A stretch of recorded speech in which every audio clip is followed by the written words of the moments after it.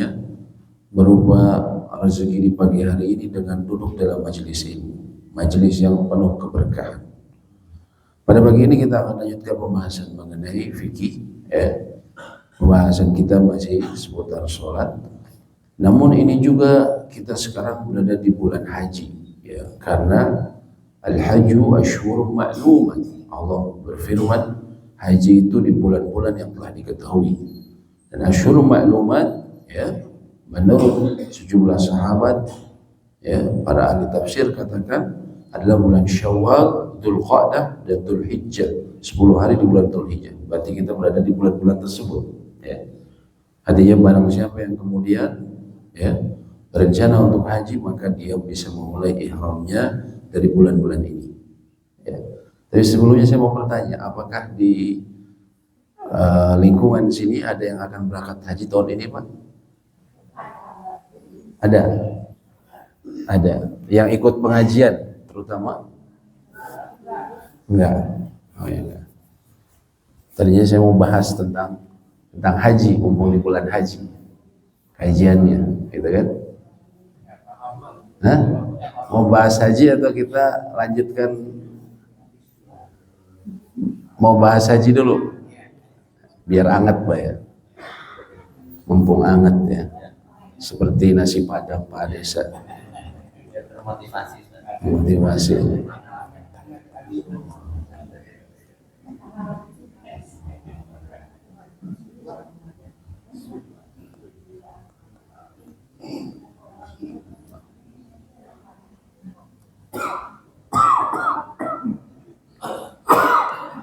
Nah, kita masuk ke kitab haji biar semangat.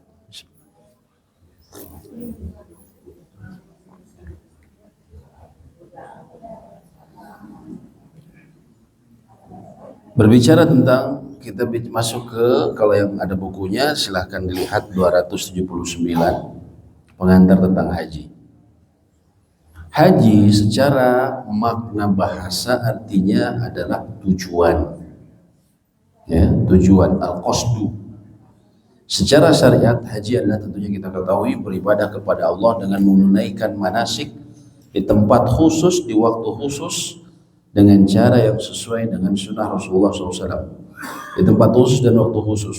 Tempat khusus tentunya kita ketahui hanya dia dilakukan di kota Mekah dan sekitarnya, yaitu di Arafah. Karena Arafah ini sudah masuk keluar, ya. Sudah bukan tanah haram dia, Arafah. Juga di waktu khusus, yaitu waktu-waktu yang tadi kami sebutkan, asyhurul ma'lumat, di bulan-bulan yang kemudian yang diketahui, ya. Mulai dari bulan Syawal. Hukum haji tentunya kita ketahui adalah salah satu rukun Islam, ya, dan kewajibannya yang agung. Di antara dalilnya adalah Allah berfirman, walillahi 'alan nasi hajjul baiti man istata'a ilaihi sabila. Dan di antara kewajiban manusia kepada siapa? Kepada Allah adalah melaksanakan ibadah haji ke Baitullah bagi orang-orang yang mampu mengadakan perjalanan ke sana.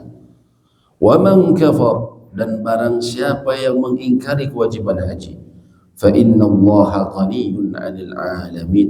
Sesungguhnya Allah Maha Kaya, tidak memerlukan dari seluruh alam. Barang siapa yang mengingkari kewajiban haji, Allah Maha Kaya, ya, tidak butuh, ya, pengorbanan dia, tidak butuh kemudian susah payah dia. Allah Maha Kaya kalau misalnya seseorang mengingkari kewajiban haji, ya. Juga berdasarkan hadis, jadi dalilnya antara lain lewat Al-Quran, juga hadis. Nabi SAW mengatakan, bunyal Islam ala khams. Islam itu dibangun atas 5 perkara. Beliau mengatakan, mendirikan mengucapkan 2 kalimat syahadat, kemudian mendirikan sholat, wa ita'iz zakat, memberikan zakat, wa tasum Ramadan, dan kau saum bulan Ramadan, wa tahujj, dan kau berhaji, ya. Dan umat Islam telah berijma, bersepakat atas wajibnya haji bagi orang yang mampu sekali selama seumur hidup. Nah, ini yang perlu kita pahami. Kalau sudah disepakati sesuatu hal dalam perkara agama kita, seluruh umat, ya, seluruh ulama yang diakui sudah bersepakat bahkan juga umatnya ikut bersepakat semuanya kalau haji itu wajib, maka tidak boleh ada perkataan oh haji ini tidak wajib, lebih baik dialihkan, ya.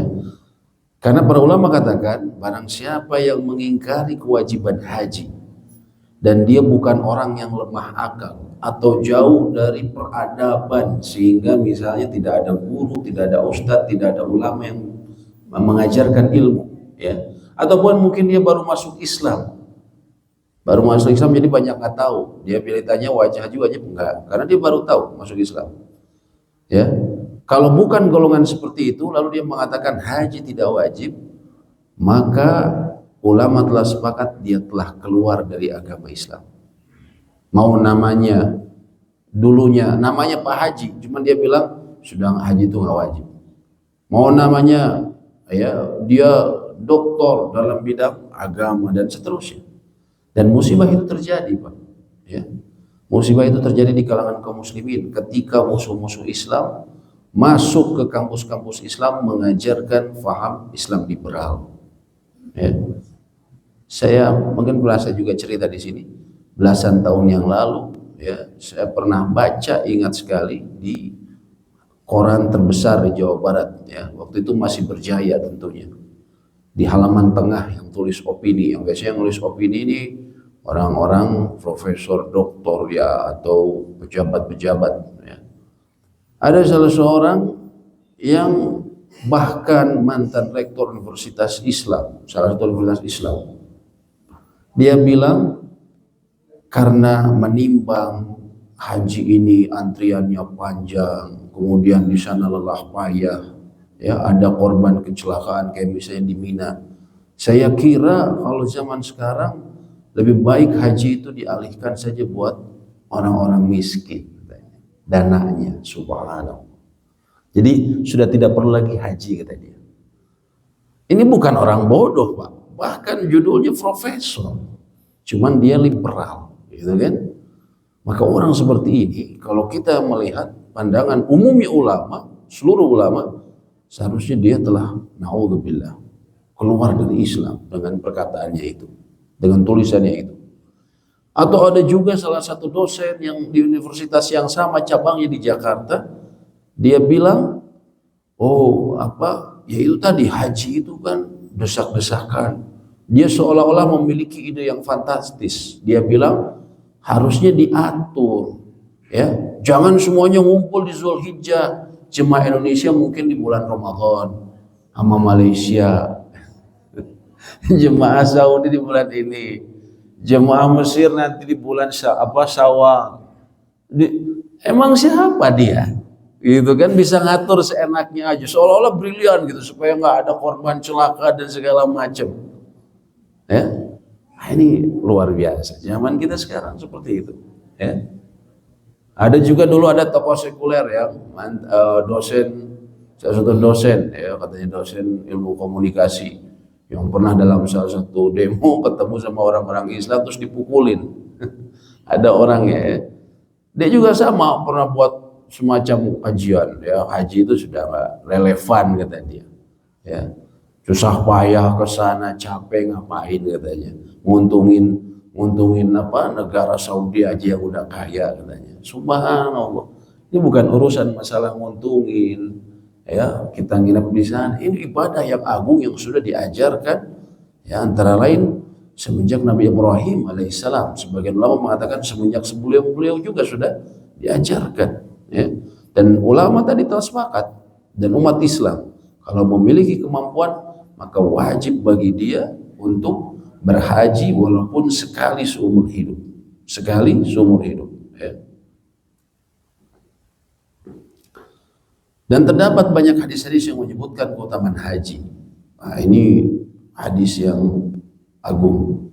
Nabi SAW mengatakan dalam hadis riwayat Imam Muslim, ya, Imam Muslim ini tentunya kitab sahihannya adalah kitab yang diterima oleh umat akan kesahihannya. Al-umratu ila al-umrati kafaratun lima bainahuma, ya.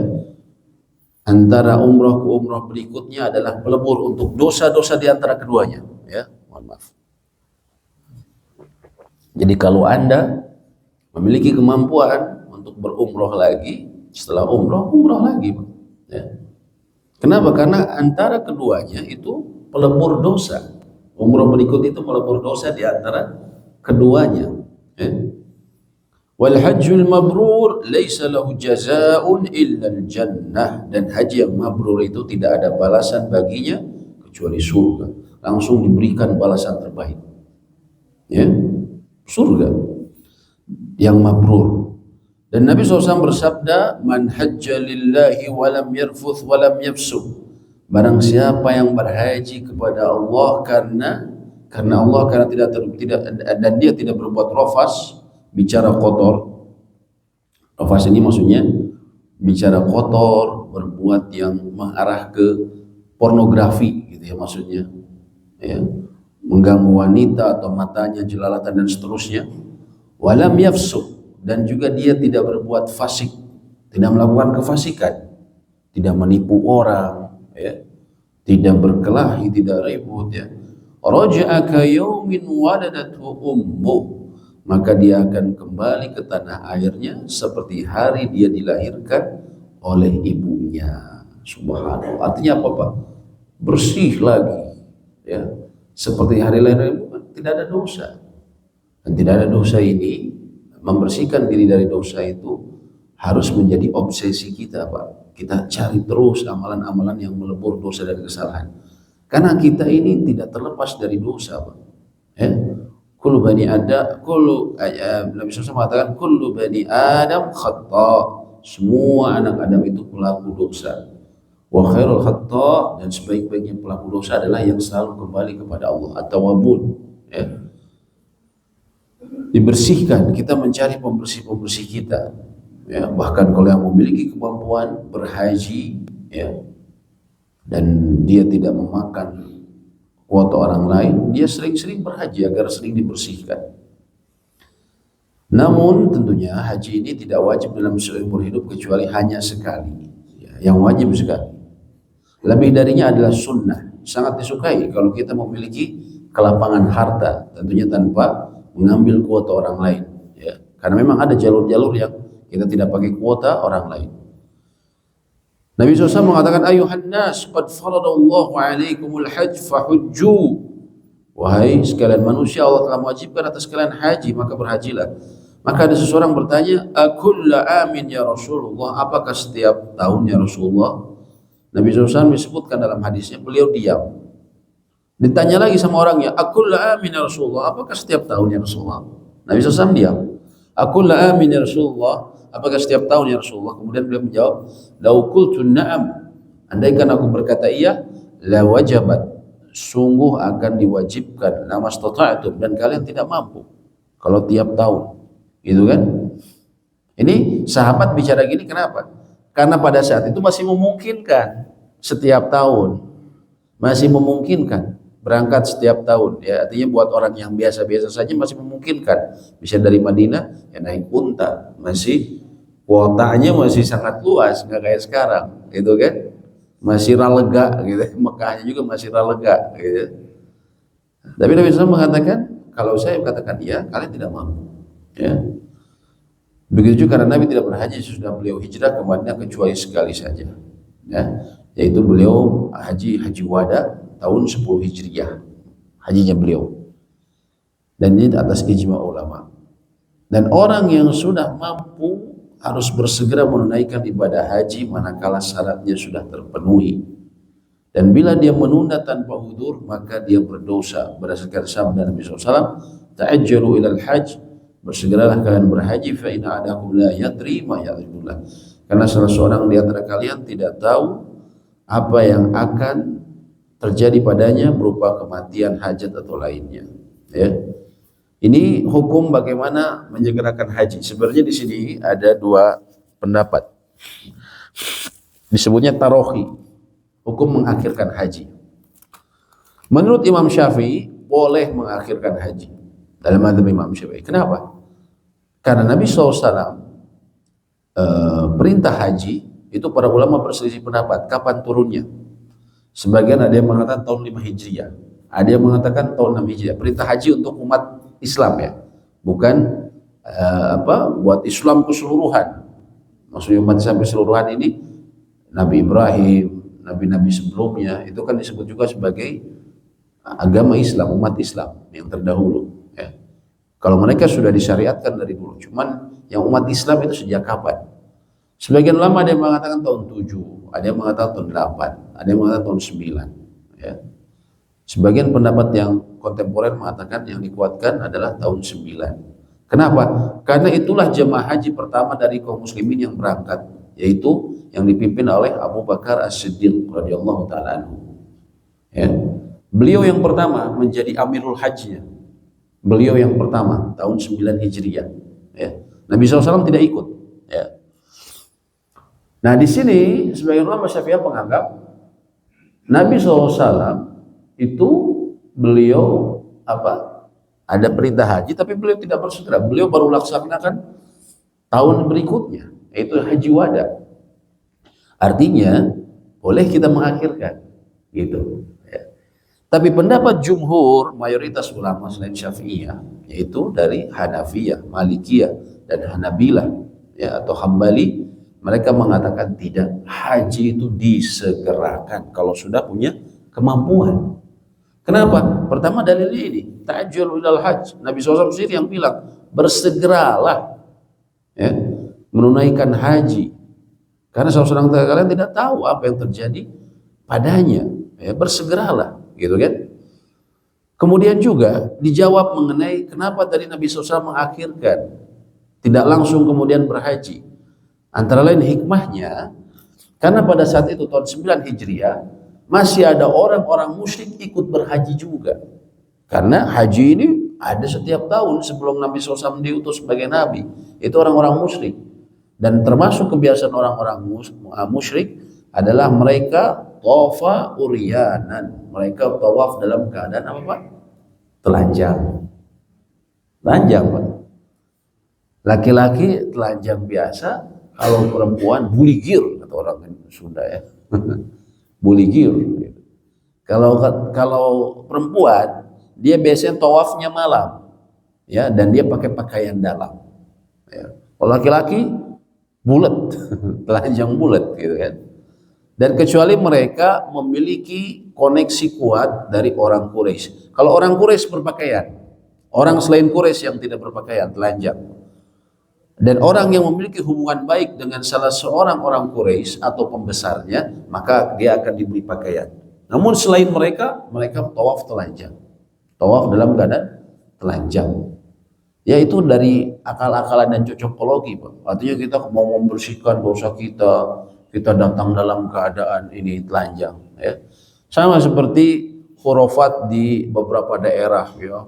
Dia melakukan ruwatan membersihkan diri ya di gunung-gunung tertentu. Di sini saya lihat tuh di beberapa daerah di Pulau Jawa ya, mereka mandi ya telanjang untuk membersihkan diri, gabung sama orang lain. Nah, ini semua datangnya dari syaitan.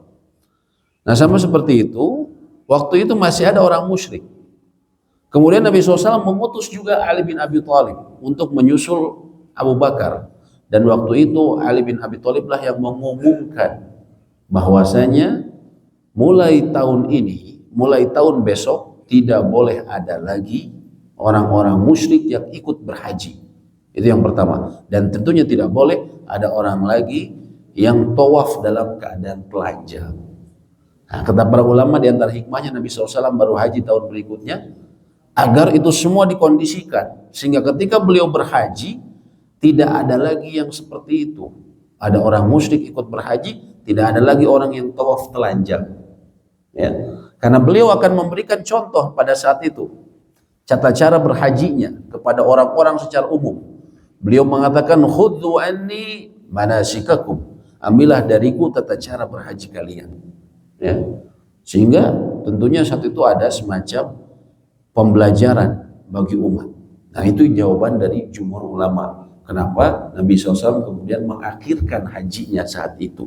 Itu pun yang disebut mengakhirkan, ini cuma setahun 2 tahun, Pak. Bukan mengakhirkan lama. Di masyarakat kita kan diakhirkannya ya mohon maaf ya, terutama kami yang misalnya generasi muda, itu seringkali memang haji itu terpikirnya nanti kalau sudah tua. Nanti kalau sudah tua, Kita ngumpulin dulu untuk rumah, ngumpulin dulu untuk mobil, karir kita, ya, beli tanah dulu, investasi. Haji itu nanti, ya. Subhanallah, justru ini harusnya disegerakan. Dan juga ada riwayat dari Umar bin Khattab radhiyallahu taala anhu. Ya, ini mengatakan ini hadis, namun ada yang mengatakan ini perkataan Umar. Man istata'al hajja falam yahuj. Barang siapa yang mampu berhaji namun dia tidak kunjung melaksanakan haji. Ya. Punya duit tapi dipakai, kita main dulu ke Singapura, kita main dulu ke Malaysia, kita healing dulu ke Eropa, gitu kan? Kita main dulu ke Korea supaya kita bisa foto-foto kayak film-film drakor katanya, gitu kan? Nah ini kayak gitu, dia tapi sebenarnya duitnya kalau dikumpulin bisa berhaji. Kalau dia ditakdirkan mati, maka disebutkan falyamut insya'a yahudiyan insya'a nasraniyya. Maka bila dia mau, dia mati bisa dalam keadaan Yahudi atau Nasrani, sama aja. Subhanallah. Punya kemampuan haji namun tidak berhaji, mau meninggal Yahudi atau Nasrani nggak, sama aja. Ya, KTP-nya Islam, namanya Islam, punya duit, punya harta, punya kemampuan, tapi tidak kunjung berhaji, qadarullah meninggal. Ya. Mau meninggalnya Yahudi atau Nasrani sama aja, artinya bisa jatuh kepada kekufuran. Dan ini termasuk dosa besar.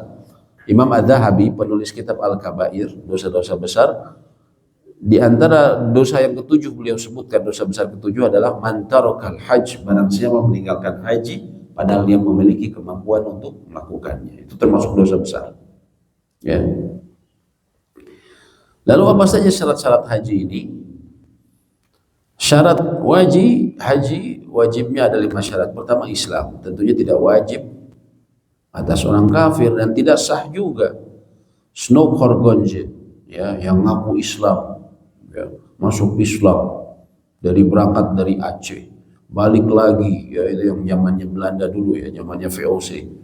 Bahkan dia punya istri orang Sunda, orang Kuningan kalau nggak salah, ya, karena ini Masya Allah, ya, kalau umat Islam ini kalau kita lihat orang masuk Islam kita kan udah seperti saudara, Pak. Mau dia dulu musuh kita, tapi dia asyhadu alla ilaha illallah wa asyhadu anna rasulullah, udah jadi saudara, nggak ada musuh lagi, gitu kan? Stok harganya seperti itu, ya.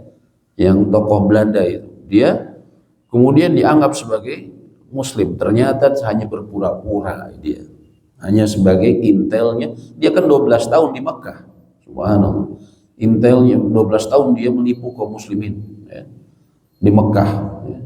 Sampai dia dipercaya sama orang-orang, kan banyak pengusaha yang mempercaya dia, gitu kan. Nah, ini tentunya na'udzubillah, sia-sia amalannya tersebut, ya. Yang kedua adalah berakal, sehingga tidak wajib atas orang gila dan tidak sah, karena akal bukan syarat untuk taklif, ya. Berdasarkan hadis yang sering kita baca, rufi'al qalam an thalathatin, catatan amal itu dicatat dari 3 kelompok, anin naim hatta yastayqidh, dari seorang yang tidur sampai bangun, anis sabi, dari seorang anak sampai dia balik, wa anil majnun hatta yufi, dari seorang yang gila sampai dia sadar. Yang ketiga balik, sehingga tidak wajib atas anak-anak, ya, karena dia juga bukan termasuk yang diberi beban kewajiban. Akan tetapi seandainya anak-anak, ya, melaksanakan haji, maka hajinya sah. Orang tuanya punya banyak duit, mau ngajak anaknya haji, ya, hajinya sah, ya, walinya yang berniat untuknya dan dia belum mumayyiz, namun hajinya tidak menggugurkan dari kewajiban haji Islam. Maksudnya begini, hajinya dia melaksanakan haji sah dan orang tuanya dapat pahala. Akan tetapi ketika dia balik, dia tetap berkewajiban untuk haji lagi, ya. Sebagaimana dari sahabat Ibnu Abbas, anna imra'atan rafa'at sabiyan faqalat, ada seorang wanita mengangkat anaknya, anak balitanya, sambil berkata, ya Rasulullah, ali hadza hajjun, ya Rasulullah, apakah anak ini mendapatkan haji, maksudnya pahala haji? Nabi SAW mengatakan, na'am, walaka ajrun, dan kau mendapatkan pahala. Ya. Dan juga disebutkan oleh Nabi SAW, ayyuma sabiyu hajja thumma balag, anak balita manapun yang berhaji kemudian balik, ya, fa'alaihi hajjatun ukhra, maka dia berkewajiban haji lagi. Wa ayyuma ibnin hajja thumma utik, dan barang siapa hamba sahaya yang berhaji namun dia kemudian dimerdekakan, fa'alaihi hajjatun ukhra, maka dia juga berkewajiban haji lagi, ya.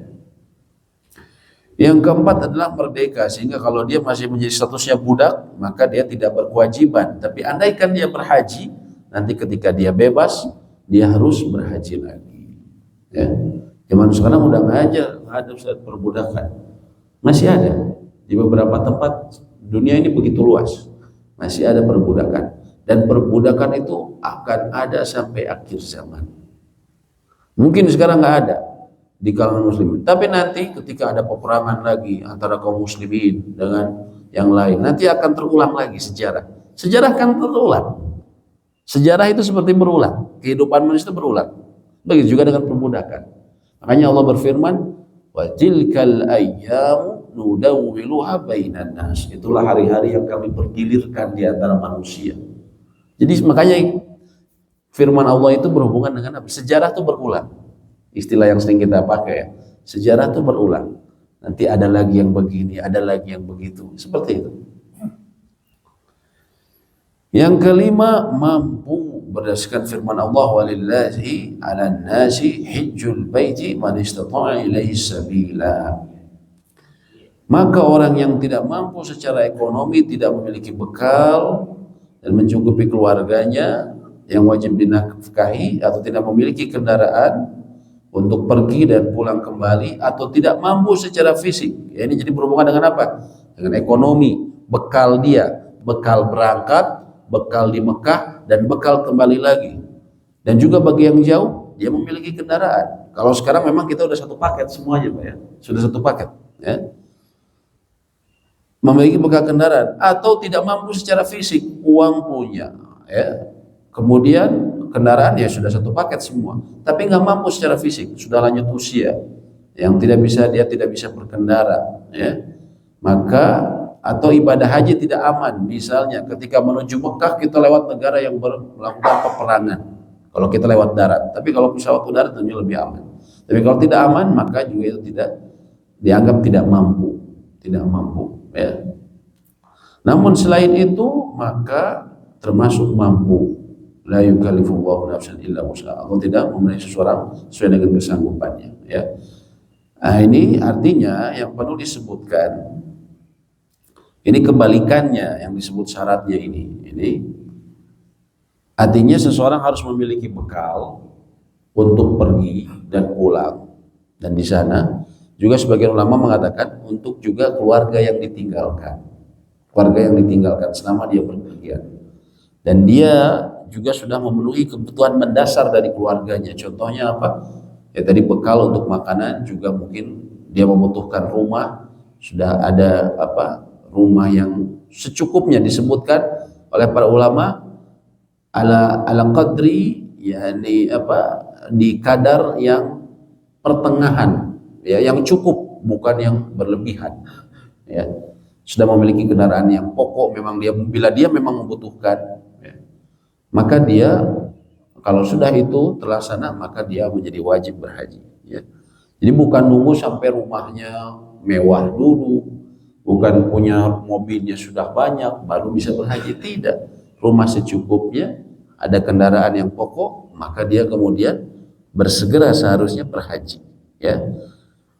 Bahkan para ulama memperinci seperti ini, ya. Para ulama memperinci. Ini mengenai kemampuan ini sering salah paham di masyarakat kita. Saya belum mampu, saya belum ini, ya. Padahal tiap 6 bulan sekali ganti handphone, sekali ganti handphone yang 15 juta. Coba lihat sekarang anak muda sekarang, Pak, handphonenya, ya. Kayak model iPhone itu berapa juta, Pak? Belasan juta, Pak. Kalau dia tabungkan untuk haji, insya Allah dapat. Orang beli handphone bisa mahal, beli kendaraan. Orang di gang saja Memang nyicil motor berapa? 60 juta. Ya. Dalam gang. 60 juta. Bisa nggak kita kalau misalnya beli motor dapat nggak kalau 10 juta? Dapat, Pak. Sisanya 50 juta, Pak. Bisa berhaji kan? Ya. Ini masalah apa? Perspektif. Perspektif orang nganggap haji itu, oh kalau kita sudah begini, udah begitu, baru kita jadi pak haji. Ini kesalahan fatal. Para ulama katakan, contohnya begini. Andaikan seseorang, ya, dia apa namanya? Dia memiliki harta, ya, berupa apa namanya? Berupa rumah, ya. Terus dia memiliki pekarangan. Memiliki pekarangan yang lebih, dan pekarangannya itu bisa dijual. Kalau dijual cukup untuk berhaji, maka menurut jumhur ulama wajib dia menjual rumahnya. Kata Abu Hanifah afdol, tapi kata yang lain wajib dia jual pekarangannya untuk berhaji. Kalau seseorang memiliki lebih dari satu rumah, rumah lain tidak digunakan dan tidak disewakan, ya. Punya 2 rumah, 1 rumah nggak dipakai, dan dia belum berhaji, seluruh ulama 4 mazhab mengatakan wajib dia menjual untuk berhaji. Wajib dia menjual buat berhaji. Ya. Ulama 4 mazhab semua mengatakan seperti itu. Ya. Jadi disegerakan haji itu. Ya. Orang ya itu tadi kadang, karena kata Nabi SAW, seseorang tidak tahu apa yang akan menimpa dia. Dalam hadis lain disebutkan ada orang yang bisa jadi dia masih sehat. Waktu sehat, wah keliling terus tuh si bapak itu, si A itu keliling terus, naik gunung, ya, ke danau ini, ke laut, ke pantai, healing ke sana kemari. Wah subhanallah. Kan ada orang yang seperti itu, Pak. Kalau di rumahnya tuh foto-foto di negeri-negeri yang lain. Tapi haji dan umroh nanti lagi, gitu kan? Nanti ada saatnya apa? Dia lemah, jalan aja nggak bisa, dan itu nggak harus nunggu tua. Banyak orang yang masih muda dapat penyakit tiba-tiba, masih sehat. Ya. Ada orang yang dulu banyak uang, kata Nabi SAW, bisa jadi nanti dia tertimpa kefakiran. Kita nggak tahu. Oh usahanya banyak, wah tenanglah, saya kok masih banyak tabungan saya. Nanti ajalah haji mah. Mau untuk ini dulu apa investasi, ngembangin usaha dulu. Taunya investasinya buntu, ya, duitnya dibawa kabur, nggak bisa haji. Ya. Mungkin dia nggak penting, ya gimana lagi. Ya. Padahal kalau dia tidak tahu keutamaan haji, dia akan merasa sangat rugi. Ya. Membersihkan dosa kita sampai bersih itu adalah sama dengan kita menghilangkan kesialan dalam hidup, Pak. Ya. Kesialan dalam hidup, kenapa? Allah berfirman dalam surat Asy-Syura ayat 30. Allah berfirman apa? Wa ma bikum min Allah berfirman, ma asabakum min musibah fabima kasabat aydikum, dan tidaklah ada musibah yang menimpa kalian kecuali disebabkan dosa dan kesalahan kalian. Wa yafu an katsir, itu pun sudah Allah korting, sudah Allah ampuni sebagian banyak kesalahan kalian. Jadi musibah yang menimpa kita, kesulitan, kesusahan, kesempitan, itu sebenarnya karena dosa-dosa kita, Pak. Dosa 5 tahun lalu, 10 tahun. Nah ini Allah memberikan jalan, nih dibersihin dosa-dosa. Walaupun nanti kita mungkin balik lagi, kita berdosa lagi. Namun dosa-dosa yang sebelumnya kita sudah koleksi, ada kesempatan untuk dibersihkan. Ya, dibersihkan, apalagi dosa besar yang berhubungan dengan Allah. Ini kesempatan besar untuk dibersihkan. Ya. Orang tidak tahu keuntungannya, sehingga mereka berpikir haji itu hanya buat apa? Status aja, malu atau masa kita sudah punya rumah gedung, udah ada mobil, tapi belum haji, malu. Kadang orang motivasinya cuma karena itu aja, Pak, malu. Ya. Dan itu motivasi yang banyak dimiliki oleh jemaah haji Indonesia, sayangnya seperti itu. Saya pernah baca, ya, di salah satu media massa, ya, koran dulu masing-masing, atau ya pokoknya media lah. Ditanya wawancara salah seorang petani di Jawa Tengah kalau nggak salah, yang dia berpuluh-puluh tahun menabung akhirnya bisa haji. Kan itu motivasi, Pak, ya? Bagus ya. Subhanallah. Ini saja bisa berhaji. Sudah diwawancara. Kok Anda bisa begini? Jawabannya dia, oh iya, kita bertahun-tahun menabung begini. Kenapa? Soalnya kita ingin seperti orang-orang yang di kampung kita. Kalau sudah haji itu kita dihormati, dihargai. Subhanallah. Jadi niatnya apa, Pak? Ingin dapat kedudukan, jah di masyarakat. Ya. Ada juga sebagian di Sulawesi. Kalau pulang haji di bandara ganti baju dengan baju yang paling indah. Ya. Semua perempuan bapak-bapak pakai baju orang Arab. Ya, pernah lihat mungkin di YouTube, Pak, ya. Ibu-ibunya pakai gelang, wah itu sampai silau semua mata, dan semua sampai pergelang sampai siku semuanya isinya gelang emas semua, gitu kan? Semuanya dipamerkan, bila menunjukkan bahwa dia telah berhaji. Buat apa kayak gitu, kan? Merusak niat semua. Ya. Kita takut hajinya tidak diterima. Ini maksudnya di masyarakat kita ini. Pertama, perspektif haji itu seringkali di nomor berapakan, ada pun juga kadang disegerakan, seringkali niatnya karena duniawi, ingin dapat kedudukan, ingin disebut Pak Haji, ya, ingin dihormati sama orang. Ini subhanallah, ini merusak ibadah kita. Itulah yang tidak disebut, itu yang tentunya itu tidak disebut sebagai haji mabrur. Ya. Sebagian ulama juga ada yang mengatakan di antara syarat kemampuan adalah bila seorang wanita dia memiliki mahram yang menemaninya. Mahram ini yang diharam dinikah dari orang tuanya, ayahnya, saudaranya, anak laki-lakinya, ataupun yang dia telah dinikahi yaitu suaminya. Ya. Sebagaimana perkataan Nabi SAW, la yahilu limra'atin tu'minu billahi wal yaumil akhir. Tidak halal bagi seorang wanita yang beriman kepada Allah dan hari akhir an tusafira safaran yakunu thalathata ayyam, untuk melakukan safar 3 hari atau lebih kecuali bersama bapaknya atau anak laki-lakinya atau suaminya atau saudara laki-lakinya atau mahramnya. Mahramnya misalnya pamannya apa. Itu boleh, ya. Namun ini sebenarnya tidak disepakati oleh para ulama. Ulama lain mengatakan untuk safar yang wajib seperti haji pertama kali, hajatul Islam, haji yang wajib yang pertama, sejumlah ulama ada yang memberikan syarat bolehnya tanpa mahram, tapi dengan syarat apa? Contohnya kata Imam Malik, dia bersama kelompok yang aman, yang amanah. Kata Imam Syafi'i, ya dia bersama kelompok wanita-wanita yang bisa melindungi dia, yang amanah, ya. Maka itu menurut mereka bisa, ya. Namun kalau kita ada kemampuan untuk berusaha bersama mahramnya, maka itu yang lebih baik dan lebih kita keluar dari perselisihan ulama. Karena Nabi SAW mengatakan, Nabi SAW pernah mengatakan kepada seorang laki-laki ini berkata, inna imraati kharajat hajah, sesungguhnya istriku berangkat haji. Wa inni uktutibtu fi ghazwati kada wa kada, dan sungguh aku telah dicatat sebagai pasukan dalam peperangan. Maksudnya aku telah diutus untuk ikut berperang jihad.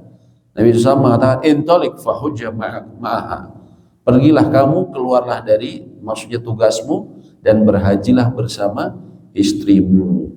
Harusnya dia berjihad, tapi Nabi SAW menyuruh pergi dulu sama istri, temani dulu dia. Nah, sehingga di sini sebagian ulama mengatakan antara Imam Ahmad bin Hanbal wajib harus sama mahram bagi wanita. Ya. Jadi kalau ada ibu-ibu sebisa mungkin pakai mahram, daftarnya bareng sama mahram. Ya.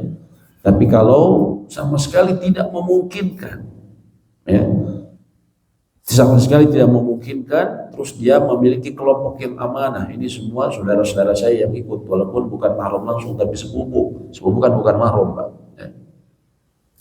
Maka kalau dalam pendapat Imam Syafi'i dan Imam Malik dari Abu Hanifah diperbolehkan dengan syarat berusaha cari yang amanah. Ini antara lain kenapa mereka mengatakan seperti itu. Karena istri-istri Nabi SAW mereka pernah berangkat tanpa mahram ketika di kota Madinah sepeninggal Nabi SAW meninggal, ya. Beliau ditemani oleh pasukan yang aman yang diutus oleh Utsman dan juga oleh Umar, zamannya Umar dan Utsman. Mereka pergi namun diberikan penjagaan oleh jumlah pasukan yang diutus oleh Utsman dan juga Umar. Nah, di situ sehingga para ulama tadi mengatakan diperbolehkannya bila ada kelompok yang aman. Ya. Seperti itu, ya. Baik, demikian yang mungkin bisa kami sampaikan mengenai haji, pembukaan haji. Apabila ada pertanyaan ataupun diskusi, saya persilahkan. Mana, Pak? Amin. Amin.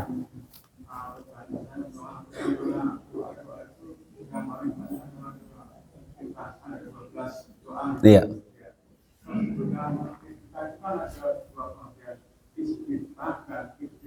Iya.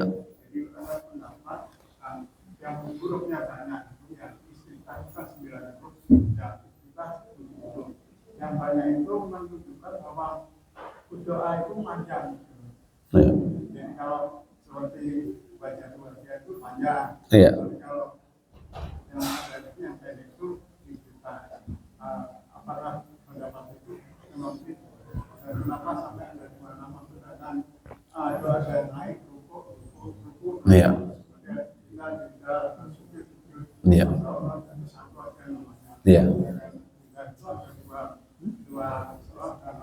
Ya, sebenarnya tidak masalah karena maknanya sama. Penamaan untuk suatu ibadah atau doa dengan nama yang berbeda itu biasa. Seperti tadi, Bapak habis melaksanakan sholat apa, Pak? Barusan sholat berjamaah apa kita? Sholat apa tadi kita? Sholat berjamaah apa kita di sini? Sholat apa? Subuh. Disebut juga sholat apa? Fajar. Disebut juga sholat apa?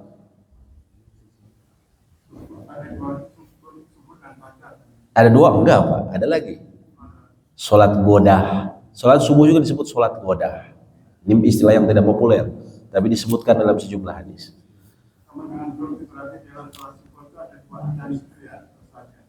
Sedangkan yang sholat sama sholatnya kan tidak ada dua dan subuh itu diawali dengan ada nama dan kemudian ada subuhnya. Saya kira tidak relevan ya, maksudnya itu tidak berhubungan. Kalau itu memang itu bab yang lain. Tapi kita lagi bicara mengenai satu ibadah ada dua penamaan. Kita lagi bicara seperti itu. Kalau bicara mengenai satu ibadah atau satu doa penamaan itu memang seringkali banyak seperti itu. Seperti tadi Bapak bilang, saya baru sholat subuh. Yang mengatakan saya baru sholat fajar. Ada juga dalam hadis Abdullah bin Umar mengatakan habithtu Nabi sallallahu alaihi wasallam rakaataini qabla ghada. Aku menghafal dari Nabi SAW mengenai sholat sunat, di antaranya beliau mengatakan 2 rakaat sebelum sholat godah. Godah itu apa? Sholat subuh. Jadi masalah istilah itu nggak masalah, tidak diperselisihkan. Memang itu istilah iftitah, istiftah. Istiftah itu lebih kalau belajar bahasa Arab itu lebih ke wazannya saja. Wazan ini kalau dalam bahasa Arab itu ada polanya. Kayak bahasa Indonesia misalnya, pembukaan, membuka, itu kan ada polanya. Untuk melakukan pekerjaan itu katanya terus apa? Kalau untuk kata baku kata bentuk pekerjaannya terus belakangnya akhirannya apa? Nah seperti itu pola-pola kayak gitu. Tapi maknanya sama, jadi nggak masalah. Kalau ada yang mengatakan istiftah lebih panjang ini, Allahu a'lam, saya baru dengar juga. Tapi itu artinya juga tidak masalah ya kita. Ini hanya penamaan saja. Bapak mau baca yang panjang, mau yang pendek. Kalau yang Nabi SAW sering baca, itu tadi bervariasi. Tidak semua orang bisa membaca, bisa menghafal panjang. Ada orang yang dimudahkan membaca panjang, wajiyah atau al-mabait baini. Ada juga orang yang kapasitas memorinya pas-pasan, Pak. Baru diisi dikit langsung ngeheng, gitu kan? Ya, dia baca yang pendek, Allahu Akbar kabiro. Alhamdulillah katsir wa subhanahu wa ta'ala juga tidak masalah. Jadi tidak masalah dalam ini. Ya. Bagaimana hukumnya seorang yang baru haji kemudian menyematkan nama haji di depan namanya, padahal itu kan haji itu sebetulnya bukan gelar, suatu peringatan. Ya. Itu memang kebiasaan di negeri kita dan ada beberapa negara pun seperti itu memang. Negara muslimin bukan hanya di Indonesia, memang ada yang seperti itu, ya.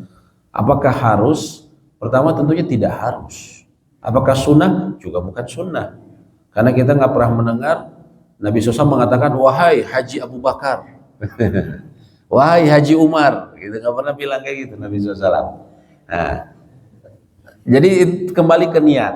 Ya, terkadang di masyarakat kita itu disematkan untuk sebagai penghormatan kepada orang tertentu. Ya, kalau kita yang menyebut dia Pak Haji, ya itu tidak masalah. Namun kalau kita yang menyematkan, lebih baik tidak, menghindari apa? Menghindari tentunya muncul perasaan kita ingin dimuliakan, ya, ingin kita dilihat sebagai apa, gitu kan?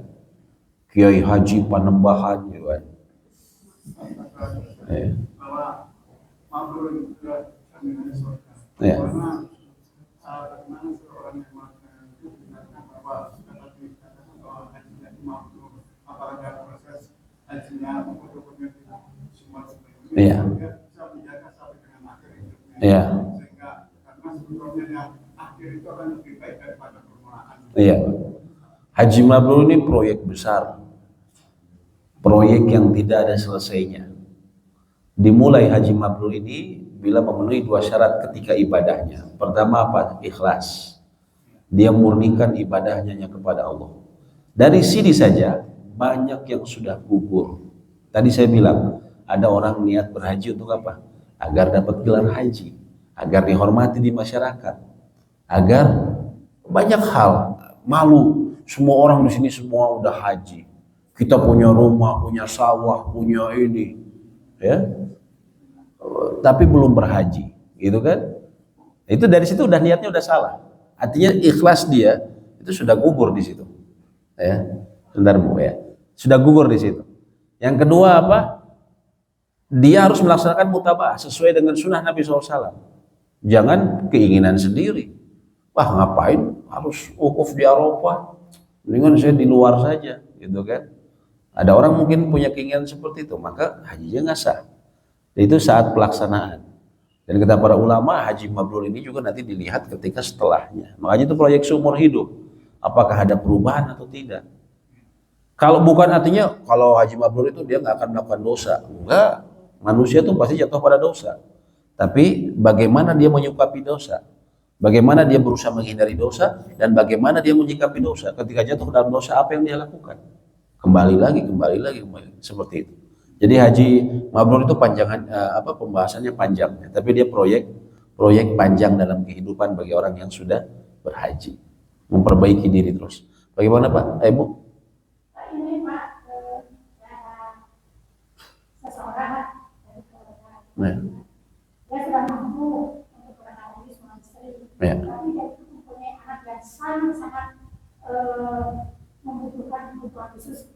Ya. Sehingga si ibu itu tidak bisa meninggalkan. Ya. Ya. Nah, dia tidak bisa bertanya di mana gitu. Dosa enggak. Sedangkan anaknya itu memang betul-betul membutuhkan. Ya. Ya. Ya. Yang pertama adalah ya, dia berhusnuzon kepada Allah bahwa Allah akan mudahkan. Cari kira-kira orang yang bisa membantu dia dari keluarga untuk mengurus anaknya. Dari keluarganya, dari orang dekatnya. Oh, nanti harus bayar. Nggak apa-apa bayar. Harus bayarnya agama. Nggak apa-apa bayar mahal. Mau bayar mahal sekalipun, Anda misalnya pengen dapat urusan duniawi, orang pengen dapat kerjaan aja mau bayar mahal, Bu. Nyogok gitu kan. Orang mau nyogok. Nah, tentunya itu tidak baik. Ya. Nah, ini kita juga dalam urusan yang dunia akhirat, bukan saja akhirat, dunia juga orang berhaji. Kita ngeluarin modal, keluarin modalnya. Cari orang, oh ini butuh 2 babysitter, bahkan 3. Nggak apa-apa, bayar saja. Ya. Bayar saja. Kalau bisa seperti itu. Yang kedua, andaikan memang tidak bisa sama sekali, ya di situ dia termasuk orang yang semoga mendapat uzur ibunya. Tapi si bapaknya kan masih bisa berangkat, ya. Tapi kalau menurut hemat kami, husnuzan kepada Allah, Allah mudahkan. Jangan menganggap, waduh nanti gimana, sama dengan orang yang punya usaha, waduh warung saya kalau saya tinggal nanti nggak ada yang ngurus, begini bangkrut segala macam, gitu kan? Nggak ada selesainya. Setan dibuat, oh nanti nasinya basi, nggak ada yang jagain, gitu kan? Ya. rendangnya nanti keasinan ya. Gitu. Masalah pada haji Iya. orang meninggal. Iya. Itu nitip aja kepada seorang haji. Iya. Akhirnya dapat apa sertifikat. Iya. Iya. Minum namanya itu yang menggunakan dagingnya namanya umpamanya namanya Abdullah jadi sama karena udah haji kan.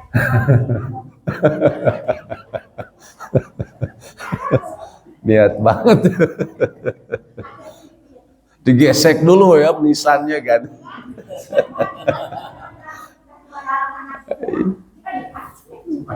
Kan kalau dokter ya, kalau dokternya itu bukan kuliah, pemberian kan dokter HC ya. Berarti mungkin ini kalau H di belakangnya ada BDL ya. Haji Badal. Nggak perlu Bapak ngapain kayak gitu gitu ya. Yang penting semoga diterima status itu. Haji BDL ya. Kenapa? Iya, yang paling penting mah pahalanya. Tadi yang saya sebutkan juga mengenai kemampuan haji, kalau seseorang meninggal, Pak, dia selama hidupnya memiliki kemampuan haji, namun tidak kunjung berhaji. Bisa jadi apa? Dia dapat giliran, dia sudah daftar tapi nggak dapat giliran. Kayak saya ingat nenek saya cerita, uyut saya tahun 60-an daftar haji. Dulu zamannya masih undian di kota Bandung. 3 kali ikut undian itu tidak berhasil, nggak berangkat-berangkat sampai meninggal usia 50-an. Akhirnya meninggal belum berhaji. Orang seperti ini tentunya dihajikan sama anaknya. Dari mana? Dari harta yang meninggal. Itu yang pertama. Yang kedua, bahkan kalau orang tuanya ini belum daftar sama sekali, ya, biasanya begini, si bapak teh sebenarnya punya sawah, punya warung, punya ini, tapi nggak haji-haji, ya. Terus apa? Nggak daftar haji juga, nggak pernah ngomongin pengen haji juga. Apakah dihajikan? Dan dia kayak nggak ada niat ya. Bapak saya itu mungkin karena kurang jauh dari ilmu agama, tetap dihajikan. Menurut Imam Syafi'i dan Imam Ahmad, wajib dihajikan sama ahli warisnya. Dari mana? Yang utama dari harta warisnya. Apalagi tadi punya sawah, dari harta warisnya sebelum dibagiin ambil buat badal haji. Badal haji ini kan harganya bervariasi, tapi mungkin kalau yang pertengahan 25 juta ya, yang amanah insya Allah. Ini murah. Badal haji itu nggak harus sama keluarganya, nggak harus satu jenis kelamin, sama orang lain, asal yang penting amanah, itu boleh.